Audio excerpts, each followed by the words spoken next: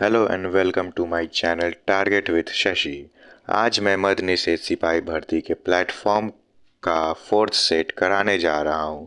तो जो भी इस चैनल पर नए हैं चैनल को सब्सक्राइब कर ले और वीडियो को लाइक एंड शेयर करना ना भूले।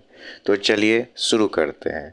आज का हमारा पहला क्वेश्चन है, खर पर्यायवाची शब्द है तो ये किसका शब्द है पर्यायवाची? तो इसका आंसर हो जाएगा गधा का। अगले क्वेश्चन की तरफ चलते हैं। बिखरे मोती डैश का पहला कहानी संग्रह है तो इसका सही आंसर हो जाएगा सुभद्रा कुमारी चौहान का पहला कहानी संग्रह है। अगले प्रश्न पे चलते हैं। कनक कनक ते सोनी गुरी माद कथा अधिकाय या खाए बढ़ाए गग वाह पाए बढ़ाए, इनमें से ये कौन अलंकार है? तो इसका सही आंसर हो जाएगा यमक अलंकार। अगले प्रश्न पे चलते हैं। पाप करने के बाद स्वयं दंड पाने के लिए एक शब्द है तो इसका सही आंसर हो जाएगा आपका ऑप्शन नंबर बी, प्रायश्चित। निम्न में से तत्सम शब्द है तो इनमें से आपका तत्सम हो जाएगा अपशब्द, ऑप्शन डी। अगले प्रश्न पे चलते हैं। व्यक्ति स्थान या वस्तु विशेष का बोध कराने वाले शब्दों को क्या कहते हैं? तो इसका आंसर हो जाएगा व्यक्तिवाचक संज्ञा। अगले प्रश्न पे चलते हैं। वर्तनी की दृष्टि से शुद्ध शब्द है तो इसमें से जो शुद्ध है वो है ऑप्शन सी, बुनियाद। अगले प्रश्न पे, निम्नलिखित प्रत्येक शब्द के लिए उसके नीचे दिए गए विकल्पों में से प्रयुक्त समास को छांटिए। तो इसका आंसर हो जाएगा आपका ऑप्शन नंबर बी, बहुव्रीहि। अगले प्रश्न पे चलते हैं। निम्नलिखित पद्यांश को समझकर सही छंद का चयन कीजिए। जो जग हित पर प्राण निछावर है कर पाता, जिसका तन है किसी लोक हित में लग जाता। तो इसका आंसर हो जाएगा आपका ऑप्शन नंबर बी, रोला। अगले प्रश्न पे चलते हैं। निम्नलिखित शब्दों में प्रयुक्त संधि का चयन कीजिए। तो इसका आंसर हो जाएगा ऑप्शन ए, विसर्ग। जो आपका वर्ड दिया हुआ है वो है निश्चल, उसका आंसर होगा विसर्ग। अगले प्रश्न पे चलते हैं। English, a person who thinks he और सी इज द बेस्ट, तो इसको क्या बोलते हैं वन वर्ड में? तो इसको बोलते हैं ईगोइस्ट। ठीक है, अगले प्रश्न पे बढ़ते हैं हम लोग। Select the most appropriate word to fill in the blanks. My sister dash a cat and brought it home, तो इसका आंसर हो जाएगा ऑप्शन सी, अडॉप्टेड। अगले प्रश्न पे चलते हैं। Select the most appropriate synonym of the given words, same meaning वाला वर्ड बताना है तो इसका आंसर हो जाएगा थ्राइव का प्रॉस्पर। अगले प्रश्न पे चलते हैं। नेम द करेक्ट स्पेलिंग, सही स्पेलिंग आपको बताना है तो इसका आंसर हो जाएगा a, necessary. Translate the following sentence, सभी ग्रामवासी जाग चुके हैं तो इसका आंसर हो जाएगा option number B, all villagers have arised. अगले प्रश्न पे चलते हैं। यहाँ से हमारा मैथ स्टार्ट है दोस्त। ए उतने ही समय में एक निश्चित कार्य कर सकता है जितने समय में बी और सी मिलकर करते हैं। तो यदि ए और बी एक साथ इसे 8 दिन में कर सकते हैं तो सी अकेले 40 दिन में कर सकते हैं। तो बी इसे कितने दिनों में कर सकता है? तो आइए देखते हैं। इसमें बोल रहा है ए जो है वो बी और सी के बराबर है, और साथ ही ये क्या बोल रहा है कि ए और बी जो है और ये सी, ए और बी 8 दिन में कर रहा है और सी 40 दिन में। तो इसका जो एलसीएम हो जाएगा वो 40 दिन हो जाएगा। ये है आपका दिन, डे। तो इसका इफ़िशियंसी क्या हो जाएगा दोस्त? ये हो जाएगा 5 और ये हो जाएगा 1। ये हो गया उसका इफ़िशियंसी। तो अगर ए और बी 5 काम कर रहे हैं और सी 1 काम कर रहे हैं तो यहाँ हम लोग लिख सकते हैं ए प्लस बी। तो ए को अगर हम एक्स मानेंगे तो बी क्या हो जाएगा? दोनों मिलके 5 कर रहे हैं तो 5 माइनस एक्स। ठीक है, अब इधर चलते हैं। तो ए जो है वो x काम कर रहा है और b जो है वो 5 माइनस एक्स काम कर रहा है और c जो है वो 1 काम कर रहा है। अब हम लोग इसको सॉल्व करेंगे, x इधर आ जाएगा तो ये 2x हो जाएगा और इधर ये 6 हो जाएगा। तो इस तरह से यहाँ पे x का वैल्यू 3 हो जाएगा। x का वैल्यू 3 हो जाएगा तो हम लोग b निकालेंगे। तो b क्या है हमारा? 5 माइनस एक्स। तो यहाँ से 5 माइनस 3 जो हो जाएगा वो 2। ठीक है, तो टोटल वर्क कितना है यहाँ पे? 40। पूछ रहा है बी कितना दिन में काम करेगा, तो बी का एफिशिएंसी आया है हमारा यहाँ निकल के 2, तो ये कट जाएंगे तो आंसर हो जाएगा 20 दिन। अगले प्रश्न पे चलते हैं। इसका सही आंसर हो जाएगा 20 डेज, ऑप्शन नंबर सी। अगला प्रश्न है हमारा। एक विक्रेता ने किसी वस्तु को 6% की हानि पर बेचा। यदि उसने उस वस्तु को 64 रुपये अधिक में बेचा होता तो उसे 10% का लाभ होता। वस्तु की लागत कितनी है? तो इसका हम लोग देखते हैं सॉल्यूशन अगले पेज पे। चलिए देखिए, किसी भी, ये सीपी मानेंगे और ये एसपी, तो किसी भी वस्तु का जो कॉस्ट प्राइस होता है शुरू में वो 100 होता है, लेकिन यहाँ यहाँ बोल रहा है कि वो 6% हानि पे बेचा, यानी कितना हो जाएगा 94। फिर बोल रहा है कि अगर वह उसे 10% लाभ पे बेचता तो ये 110, तो ये तो 100 ही होता। तो अब हम लोग देखेंगे इसके बीच का गैप कितना है, कितना परसेंट का, तो ये हो जाएगा 16%। और क्वेश्चन में दिया हुआ कि ये जो 16% है वो 64 के बराबर है, तो एक कितना के बराबर हो जाएगा 4 का। तो हमसे क्रय मूल्य पूछ रहा है, तो क्रय मूल्य कितना होता है 100, तो 100 बराबर क्या हो जाएगा 100 गुना 4, 400 आपका आंसर हो जाएगा। अगले प्रश्न पे चलते हैं, तो इसका सही आंसर हो जाएगा ऑप्शन नंबर बी 400। अगले प्रश्न की ओर बढ़ते हैं। यदि sign theta into cos theta बराबर 1/2 है और sine theta minus cos theta का मान क्या होगा, जहाँ पे थीटा का मान 0 से ज़्यादा और 90 से कम होगा। तो चलिए इसको देखते हैं। इसमें लिखा हुआ है sine theta into cos theta 1/2, तो इसको हम लोग क्रॉस मल्टीप्लाई करके 2 sine theta into cos theta is equal to 1 कर देंगे। तो ये क्या हो जाएगा, sine theta into cos theta, ये एक फॉर्मूला बन जाएगा जिसको हम लोग बोलते हैं sine 2 theta is equal to 1। तो ये क्या हो गया, तो इसको हम लोग साइन 2 थीटा को यहीं छोड़ देंगे और 1 के लिए हम लोग क्या लिख सकते हैं, 1 साइन के लिए कितना डिग्री में आता है, तो साइन 90 डिग्री में। यहाँ से आप देखिएगा ये साइन और साइन कैंसिल हो जाएगा, तो 2 थीटा का मान यहाँ पे 90 बचा, तो थीटा बराबर क्या हो जाएगा 90/2 यानी 45।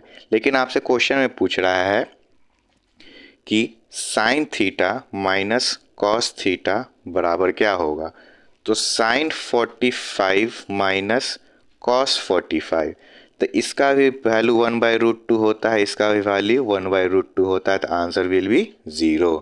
चलिए अगले प्रश्न पे इसका आंसर देख लीजिए, इसका आंसर हो जाएगा 0। अगले प्रश्न की ओर बढ़ते हैं। ए और बी मिलकर किसी काम को 9 दिन में कर सकते हैं। यदि ए किसी निर्दिष्ट समय में बी से 3 गुना काम कर लेता है तो ए अकेले काम को कितने समय में कर लेगा। ए बी से 3 गुना काम करता है, तो चलिए देखते हैं। इसके लिए क्या है, ए और बी हम लोग लिखते हैं। इसका एफिशिएंसी क्या दिया हुआ है दोस्तों, कि बी एक काम करता है तो ए 3 काम करता है, क्योंकि 3 गुना दिया हुआ है। ठीक है, तो और क्वेश्चन में दिया हुआ है कि वो दोनों मिलके 9 दिन में काम करते हैं, तो दोनों का एफिशिएंसी 3 और 1 4 हो गया। 4 और 9 दिन में तो टोटल काम हो गए 36। अब पूछ रहा है ए उस कार्य को कितना करेगा, तो टोटल काम करना है 36, ए का एफिशिएंसी है यहाँ पे 3, इसको काट देंगे 12 बार में, 12 हमारा आंसर हो जाएगा। ऑप्शन नंबर आपका हो जाएगा बी। अगले प्रश्न की ओर चलते हैं। ये आपका गुणनखंडों की संख्या के बारे में है, तो इसको चलिए देखते हैं इसको कैसे बनाते हैं। ठीक है, तो क्वेश्चन में जो दिया हुआ है आपका 30 का पावर 7, इसको हम लोग जब तोड़ेंगे तो 2 इंटू 3 इंटू 5 हो जाएगा और इसका पावर 7, यानी 2 का भी पावर 7 और 3 का भी पावर 7 और 5 का भी पावर 7, तो पावर कितना हो गया सब में 21। ठीक है, फिर ये होगा 22 का पावर 5, तो 22 को हम लोग क्या लिख सकते हैं 2 इंटू 11 का पावर 5, यानी 2 का भी पावर 5 और 11 का भी पावर 5, तो 5 और 5 ये हो गया 10। अगला है 34 का पावर 11, तो 34 को हम लोग क्या लिख सकते हैं 2 इंटू 17 का पावर 11, तो 2 का भी पावर 11 और 17 का भी पावर 11, तो 11 और 11 22, तो ये सब को हम लोग क्या करते हैं जोड़ देंगे, तो ये हो जाएगा 53 आपका आंसर, जो कि ऑप्शन नंबर है आपका डी। अगले प्रश्न पे चलते हैं। एक बंटन का माध्य 18 है और मानक विचलन 7 है, तो विचरण का गुणांक का मान क्या होगा। तो इसका एक फॉर्मूला होता है दोस्तों, चलिए बताते हैं। विचरण गुणांक, ठीक है, ये होता है आपका मानक विचलन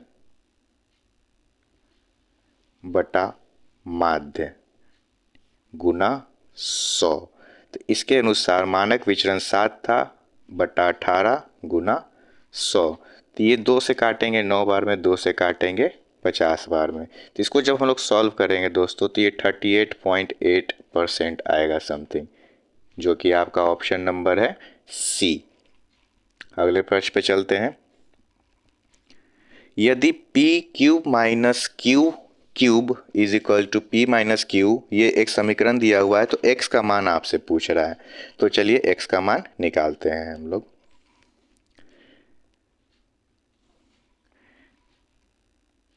पी क्यू माइनस क्यू का cube is equal to p minus q, और यहाँ दिया हुआ है p प्लस क्यू का whole square minus x p q.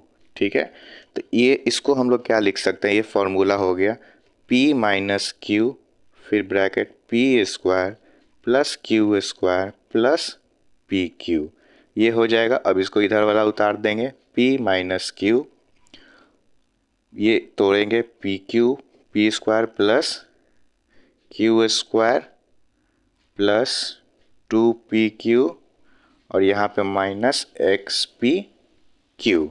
ठीक है, तो यहाँ से देखिए ये p माइनस क्यू, ये p माइनस क्यू कट जाएगा, ये कट जाएगा, और क्या कट जाएगा, P square Q square P square Q square. तो इधर क्या बचेगा आपका पी क्यू बचेगा, और इधर क्या बचेगा आपका 2pq minus x p Q.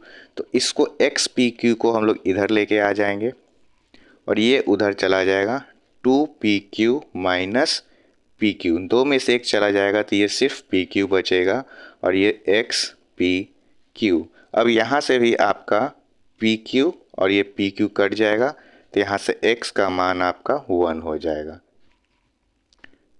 तो इसका सही आंसर हो जाएगा आपका ऑप्शन नंबर बी। अगले प्रश्न पे चलते हैं।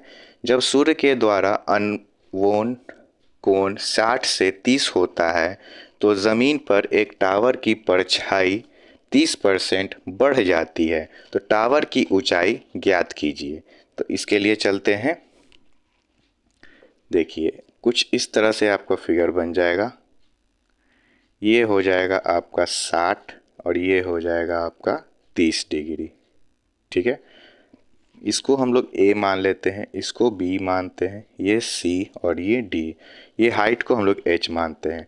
तब ट्रायंगल हम लोग चलेंगे ACB में, तो ये हो जाएगा tan 60 डिग्री। tan 60 डिग्री क्या हो जाएगा H बाई AC, तो tan 60 का वैल्यू होता है √3/H बाई AC, तो AC बराबर क्या हो जाएगा H बाई √3। ठीक है, तो हम लोग अब AD निकालेंगे, तो AD का क्या हो जाएगा, तो AD जो होगा वो AC इंटू 130/100, क्यों, क्योंकि वो 30% बढ़ जाएगा, तो ये 0 से 0 कैंसिल हो जाएगा। तो AD जो हो जाएगा AC इंटू 13 और AC का वैल्यू दिया हुआ है H बाई √3 और यहाँ पे 13/10। ठीक है, तो अब चलिए दूसरे ट्रायंगल में जो बोल रहा है, ये ADB में tan 30 डिग्री क्या होगा H बाई AD, tan 30 का वैल्यू होता है 1/√3 और H बाई AD, तो H को हम लोग इसका वैल्यू क्या दिया हुआ है हमारा 13H बाई 10 √3, √3 से √3 कैंसिल हो जाएगा, H जो हमारा हो जाएगा 10/13, जो कि है आपका ऑप्शन नंबर बी। अगले प्रश्न पे चलते हैं। 2x square plus 5x minus 12 और x square plus x minus 12 का HCF x प्लस a है, तो a का मान क्या होगा। तो चलिए इसको सॉल्व करते हैं। ये देखिए 2x square plus 5x minus 12 बराबर 0। ठीक है, तो ये क्या होगा, इसको हम लोग ब्रेक करेंगे तो ये हो जाएगा 2x स्क्वायर, 12 2 जा 12 दूनी 24, तो 24 को जब तोड़ेंगे 8 और 3 से, तो ये 8x माइनस 3x माइनस 12 बराबर 0। तो यहाँ से ये 2x जो है वो कॉमन हो जाएगा, ये x प्लस 4, यहाँ से 3 कॉमन हो जाएगा, ये 3 है दोस्तों, और ये x प्लस 4, तो यहाँ से x प्लस 4 एक स्क्वायर रूट हो गया और ये 2x माइनस 3। और दूसरा इक्वेशन पे हम लोग चलते हैं जो कि है x square plus x minus 12 is equal to 0। तो हम लोग को 12 लाना है, तो 4 3 ज़ा x square plus 4x minus 3x minus 12 is equal to 0। तो x कॉमन लेके x प्लस 4 लिख देंगे, यहाँ माइनस 3 कॉमन होगा x प्लस 4। तो ये x प्लस 4 और ये x माइनस 3 तो ये हो गया। अब देखिएगा इन दोनों में x प्लस 4 कॉमन है, तो हमारा क्वेश्चन में दिया हुआ था x प्लस ए, तो हमारा आ रहा है एक स्क्वायर x प्लस 4, तो a का जो वैल्यू हो जाएगा वो 4 हो जाएगा, जो कि आपका ऑप्शन नंबर है बी। अगले प्रश्न पे चलते हैं। निम्न आंकड़ों का बहुलक क्या होगा? तो इसमें से जो सबसे ज़्यादा बार रिपीट हुआ है वो है आपका ऑप्शन नंबर, जो कि सबसे ज़्यादा बार कौन सा नंबर रिपीट हुआ है, तो ये हो जाएगा आपका ऑप्शन नंबर बी 7। तो 7 इसमें हम लोग देखेंगे कि ये कितनी बार रिपीट हुआ है, तो ये देखिए सबसे ज़्यादा 16 बार रिपीट हुआ है, इसलिए इसका आंसर हो जाएगा ऑप्शन बी। अगले प्रश्न पे चलते हैं जीके पे। अब बोरेक्स का संगठन क्या हो जाएगा, तो इसका आंसर हो जाएगा आपका ऑप्शन नंबर बी। अगले प्रश्न पे चलते हैं। 1.6 ग्राम CH4 यानी मीथेन में इलेक्ट्रॉनों की संख्या कितनी होगी, तो इसका सही आंसर हो जाएगा आपका ऑप्शन नंबर ए 6.022 इंटू 10⁻23। अगले प्रश्न पे चलते हैं। रासायनिक समीकरण C+H2O में और CO+H2 में कौन सा कारक होगा, तो इसका सही आंसर हो जाएगा आपका ऑप्शन नंबर बी जल ऑक्सी कारक। अगले प्रश्न पे चलते हैं। निम्न में से कौन सा मिलान सत्य है, तो इसका सही आंसर हो जाएगा आपका ऑप्शन नंबर बी परमाणु क्रमांक की खोज मोसले ने किया था। न्यूट्रॉन का जो हो जाएगा वो चैडविक। अगले प्रश्न पे चलते हैं। पोटास फिटकिरी का जलीय विलयन क्या होता है, तो इसका सही आंसर हो जाएगा आपका ऑप्शन ए अम्लीय। पैराबैंगनी किरणों की जांच की जाती है किस प्रकार की कांच के द्वारा, तो इसका आंसर हो जाएगा आपका ऑप्शन नंबर बी क्रुक्स कांच द्वारा। और ये पैराबैंगनी किरणों की खोज किसने किया था, तो रिटर ने। अगले पे चलते हैं। ओजोन क्या है? ओजोन आपका हो जाएगा ये एक अपरूप है। अगले प्रश्न की ओर चलते हैं। वह प्रक्रम जिसमें तत्व की ऑक्सीकरण संख्या बढ़ती है वो क्या कहलाती है, तो इसका आंसर हो जाएगा आपका ऑप्शन नंबर ए ऑक्सीकरण। अगले प्रश्न की ओर चलते हैं। किसी कोयले की खदान समुद्र तथा पर्वत की चोटी पर किसी वस्तु का भार क्रमशः 1 2 3 है, तो क्या होगा, कौन बड़ा होगा, तो इसका सही आंसर हो जाएगा आपका ऑप्शन नंबर ए। अगले प्रश्न पे चलते हैं। जब प्रयुक्त बल द्वारा अधिकतम कार्य होता है तो बल और विस्थापन के बीच कोण कितना डिग्री का होता है, तो इसका सही आंसर हो जाएगा 0 डिग्री का। अगले प्रश्न पे। दो प्रोटॉन परस्पर 1 × 10⁻⁻10 सेंटीमीटर की दूरी पर है, तो उन पर क्रियाशील बल कैसी होगी, तो इसका आंसर हो जाएगा आपका ऑप्शन सी कूलम्ब बल तथा गुरुत्वाकर्षण बल। अगले प्रश्न पे चलते हैं। दो प्रतिरोधकों 2 ओम और 6 ओम को श्रृंखला में जोड़ा जाता है, तो इस संयोजन को 12 वोल्ट बैटरी से जोड़ा जाता है, तो 6 ओम वाले प्रतिरोधक में धारा कितना होगा, तो इसका आंसर होगा आपका ऑप्शन नंबर सी 1.5 एम्पियर का। अगले क्वेश्चन पे चलते हैं। नकारात्मक त्वरण निम्न में से किसकी दिशा में विपरीत होता है, तो इसका आंसर हो जाएगा आपका ऑप्शन नंबर ए वेग। अगले प्रश्न पे चलते हैं। 36 से 60 डिग्री कोण बनाकर 50 किलोग्राम का आदमी 10 मीटर लंबी सीढ़ी उतर रहा है, उसने कितना कार्य किया, तो इसका आंसर हो जाएगा आपका ऑप्शन नंबर डी इनमें से कोई नहीं। अगले प्रश्न पे चलते हैं। यदि मानव हृदय की आवृत्ति 1.25 हर्ट्ज है तो 1 मिनट में हृदय की धड़कने की संख्या कितनी होगी, तो इसका आंसर हो जाएगा आपका ऑप्शन नंबर बी 75। अगले प्रश्न पे चलते हैं। निम्नलिखित में से कौन सुमेलित नहीं है, तो इसका आंसर हो जाएगा ऑप्शन नंबर डी जड़त्व का बल आघूर्ण। अगले प्रश्न पे चलते हैं। किसी पिंड का भार उत्तरी ध्रुव व विषुवत रेखा पर क्रमशः W1 व WE है। यदि पृथ्वी का घूर्णन रुक जाए तो क्या होगा इनमें से, तो इसका आंसर हो जाएगा ऑप्शन नंबर बी WP में कोई परिवर्तन नहीं होगा। अगले प्रश्न पे चलते हैं। पादपों में संचित भोज्य पदार्थ क्या है, तो इसका आंसर हो जाएगा मंड यानी स्टार्च। अगले प्रश्न पे चलते हैं। चेचक के टीके का विकास किसने किया था? तो इसका आंसर हो जाएगा एडवर्ड जेनर ने। अगले प्रश्न पे चलते हैं। निम्नलिखित में से किस रोग का टीका मुंह द्वारा दिया जाता है? तो इसका आंसर हो जाएगा पोलियो, पल्स पोलियो अभियान। मायोसिन प्रोटीन पाई जाती है किसमें? तो ये हो जाएगा पेशी में यानी मसल्स में। अगले प्रश्न पे चलते हैं। प्रकाश संश्लेषण में पर्णहरित की भूमिका क्या है? तो इसका आंसर हो जाएगा आपका ऑप्शन नंबर बी, प्रकाश का अवशोषण करना।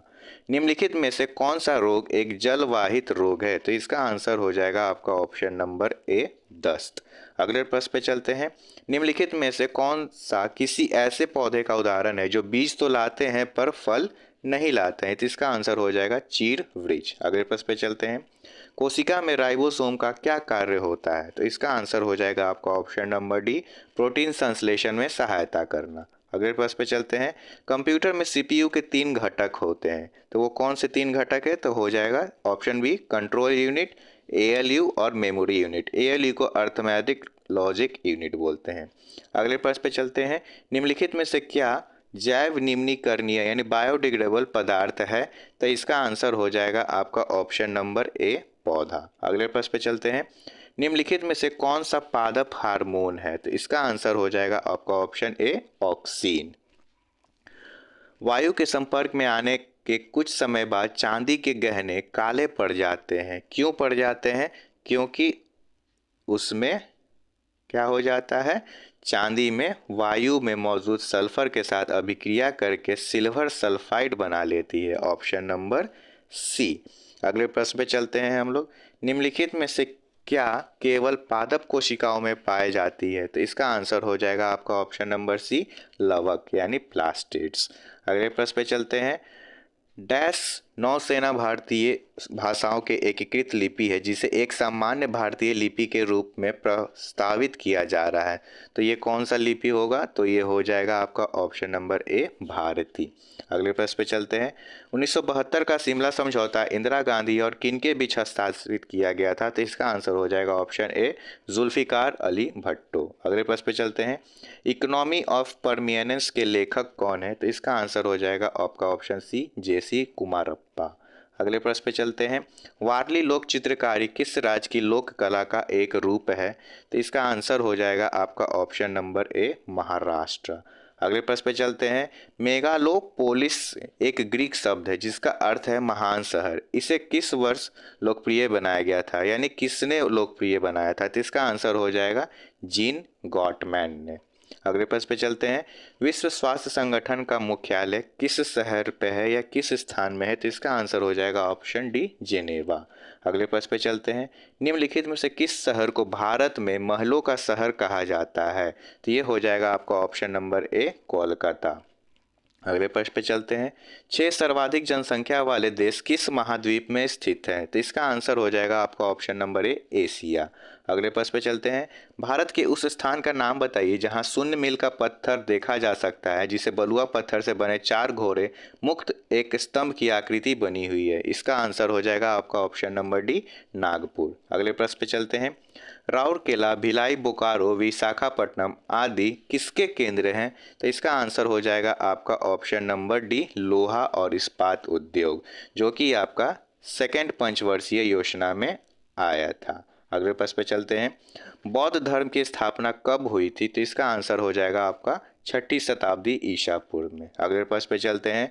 मुगल पेंटिंग किसके शासन में अपनी चरम सीमा तक पहुंची थी? तो इसका हो जाएगा जहांगीर। अगले प्रश्न पे चलते हैं। राष्ट्रीय पोषण पदार्थ संस्थान कहाँ पर स्थित है? तो इसका आंसर हो जाएगा आपका ऑप्शन नंबर डी, हैदराबाद। अगले प्रश्न पे चलते हैं। मुद्रास्फीति सिद्धांत तब उत्पन्न होता है जब, तो इसका हो जाएगा जब मुद्रा का विनिमय दर गिर जाती है। अगले प्रश्न पे चलते हैं। कागज की मुद्रा जारी करने वाला पहला देश कौन सा है? तो इसका आंसर हो जाएगा चीन। अगले प्रश्न पे चलते हैं। गांधी एर्विन समझौते को भारतीय इतिहास में एक महत्वपूर्ण स्थान प्राप्त है। इस समझौते को अन्य किस नाम से जाना जाता है? तो ऑप्शन बी, दिल्ली समझौता। मुगल काल में सर्वाधिक मनसबदार किसके शासनकाल में थे? तो आंसर हो जाएगा आपका ऑप्शन नंबर ए, औरंगजेब। अगले प्रश्न पे चलते हैं। सप्तरथ मंदिर का निर्माण पल्लव नरेश नरसिंह वर्मन प्रथम ने कहाँ पर करवाया था? तो हो जाएगा ऑप्शन ए, महाबलीपुरम। अगले प्रश्न पे चलते हैं हम लोग। निम्न में से किस विधेयक पर विचार विमर्श के लिए राष्ट्रपति ने पहली बार लोकसभा एवं राज्यसभा की संयुक्त बैठक बुलाया था? तो इसका आंसर हो जाएगा आपका ऑप्शन नंबर बी, दहेज निषेध विधेयक 1961 में। अगले प्रश्न पे चलते हैं। संविधान सभा में किस देशी रियासत के प्रतिनिधि ने भाग नहीं लिया था? नहीं लिया था तो आंसर हो जाएगा आपका ऑप्शन नंबर सी, हैदराबाद। अगले प्रश्न पे चलते हैं। उस गवर्नर जनरल का नाम बताइए जिसने पैरामाउंटेसी नामक नीति का आरंभ किया था? तो इसका आंसर हो जाएगा आपका option number D, Lord Hasting. अगले प्रश्न पे चलते हैं। बारदो छम कहाँ का लोक नृत्य है? तो इसका आंसर हो जाएगा अरुणाचल प्रदेश। अगले प्रश्न पे चलते हैं। इनमें से किस शहर में भारत के प्रथम बायो रिफाइनरी प्लांट का उद्घाटन हुआ था? तो इसका आंसर हो जाएगा आपका ऑप्शन नंबर सी, पुणे। अगले प्रश्न पे चलते हैं। वंदे मातरम के प्रथम संस्थापक कौन थे? तो इसका आंसर हो जाएगा अरविंद घोष। अगले प्रश्न पे चलते हैं। भारत का कुल क्षेत्रफल कितना है? तो ऑप्शन बी, 32,87,263 वर्ग किलोमीटर। अगले प्रश्न पे चलते हैं। निम्नलिखित युगों में से कौन सा एक सुमेलित नहीं है? तो इसका आंसर हो जाएगा आपका ऑप्शन नंबर बी, अकबर। अगले प्रश्न पे चलते हैं। बुल्स आई किस खेल से संबंधित है? तो इसका हो जाएगा निशानेबाजी। अगले प्रश्न पे चलते हैं। राइटर्स न्यूज एजेंसी है तो ये किस देश की? तो आपका आंसर हो जाएगा ब्रिटेन। अगले प्रश्न पे चलते हैं। भारत में संविधान सभा का सृजन किया गया था कब या किस मिशन के द्वारा? तो option number B, cabinet mission 1946 द्वारा। अगले प्रश्न पे चलते हैं हम लोग। सागर सम्राट है भारत का प्रथम क्या? तो इसका आंसर हो जाएगा option C, mobile offshore drilling platform. यदि मंत्रिपरिषद का कोई सदस्य संसद के किसी सदन का सदस्य नहीं है तो वो अधिकतम कितने दिन तक मंत्री पद पर रह सकता है? तो हो जाएगा ऑप्शन बी, 6 महीने तक। अगले प्रश्न पे चलते हैं। मुस्लिम लीग ने किस दिन को सीधी कार्यवाही दिवस यानी एक्शन डे के लिए चुना था? तो हो जाएगा ऑप्शन बी, 16 अगस्त 1946। अगले प्रश्न पे चलते हैं। भारतीय संविधान सभा के चुने हुए स्थायी अध्यक्ष इन सभी में से कौन थे? तो इसका आंसर हो जाएगा राजेंद्र प्रसाद। अगले प्रश्न पे चलते हैं। 30 लोग किसी कार्य को 12 दिन में पूरा कर सकते हैं तो 40 लोगों उसी कार्य को पूरा करने के लिए कितना समय लगेगा? तो 30 आदमी 12 दिन में करेंगे तो 40 आदमी कितने दिन में करेंगे? तो ये 10 3 बार में कटेगा, 10 से 4 बार में कटेगा, ये 4 को ये 3 बार में कटेगा तो 3 गुना 3 हो जाएगा आपका 9, यानी ऑप्शन नंबर बी। अगले प्रश्न पे चलते हैं। भारतीय संविधान के किस अनुच्छेद में भारतीय नागरिकों के लिए मूल कर्तव्य शामिल है? तो इसका आंसर हो जाएगा आपका ऑप्शन ए, अनुच्छेद 51 का ए। लक्षद्वीप और मिनिकॉय को कौन जोड़ता है? तो इसका आंसर हो जाएगा आपका option number B, 9 degree channel. अगले प्रश्न पे चलते हैं। एलोरा में 34 शैलकृत गुफाएं किस समुदाय विशेष के हैं? क्या वो बौद्ध के हैं, जैन के हैं, हिंदू के हैं या सभी के? तो सभी के हैं। महात्मा गांधी का अंतरात्मा रक्षक किसे कहा जाता है? तो इसका आंसर हो जाएगा आपका option number D, Gopal Krishna Gokhale, और इनको उनका गुरु भी बोला जाता है। अगले प्रश्न पे चलते हैं। निम्नलिखित में से मुद्रा आपूर्ति की सर्वाधिक तरल माप क्या है? तो इसका आंसर हो जाएगा आपका ऑप्शन है M1। अगले प्रश्न पे चलते हैं। अंतरराष्ट्रीय मुद्रा कोष के गवर्नर मंडल का पदेन गवर्नर होता है भारत का कौन? तो वित्त मंत्री। भारतीय राष्ट्रीय कांग्रेस का प्रथम अधिवेशन कहाँ पर हुआ था? तो ऑप्शन नंबर बी, बम्बई। अगले प्रश्न पे चलते हैं। फिनिक्स फार्म की स्थापना किसने की थी? तो इसका आंसर हो जाएगा option number B, Mahatma Gandhi. कत्था बनाने हेतु किस पेड़ की लकड़ी का प्रयोग किया जाता है? तो ऑप्शन नंबर बी हो जाएगा खैर का। नेपाल के पड़ोसी भारतीय राज्यों का सही युग्म है? तो ये हो जाएगा आपका ऑप्शन नंबर डी, सिक्किम और बिहार से सटा हुआ है। विश्व वानिकी दिवस का हो जाएगा कब मनाया जाता है? तो 21 मार्च को। तो चलिए मिलते हैं अगले वीडियो में।